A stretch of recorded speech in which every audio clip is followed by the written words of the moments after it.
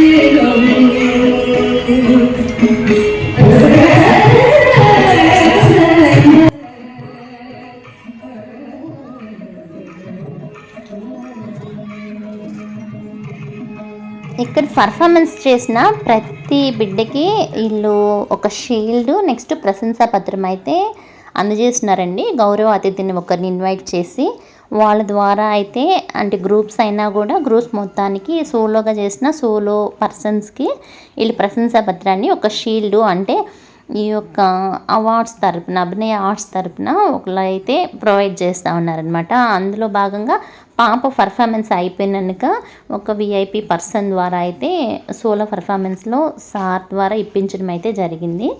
Next కొంచెం అంటే remaining పర్ఫార్మెన్సెస్కి first కంప్లీట్గా చేసేసిన తర్వాత నెక్స్ట్ గ్రూప్స్ అయితే చేయించారనమాట. అన్ని ప్లేసెస్ నుంచి వచ్చారండి. కాళహస్తి, తిరుపతి, చిత్తూరు, వైజాగ్ నుంచి కూడా వచ్చారు. డిఫరెంట్ పర్ఫార్మెన్సెస్ కూడా ఇవ్వడం జరిగింది. సో మేమైతే ఇంక వెయిట్ చేసాం అనమాట. అంటే సోలో అయిపోయింది, ఇంకా గ్రూప్ పర్ఫార్మెన్స్ అయితే పిల్లలు ఉందనమాట. 4 మెంబర్స్ పిల్లలు అయితే చేశారు. చాలా బాగా చేశారు పిల్లలందరూ కూడా. సో అవార్డ్స్ వస్తుంది లేనిది అది సమస్య కాదండి. మనం ఇక్కడ స్టేజ్ మీద చేయించామా లేదా అంటే వాళ్ళ కళ నేర్చుకున్నది.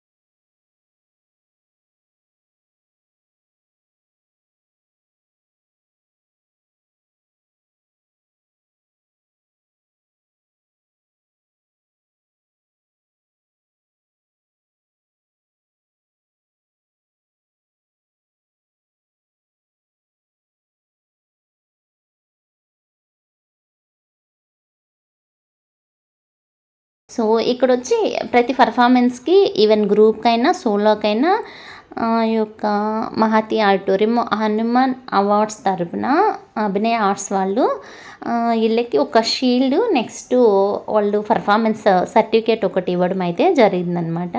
ఇంకా మేడం గారు వెళ్ళారు కదా! అంటే మా పిల్లలకి నేర్పించింది వచ్చి అరుణ మేడం గారు.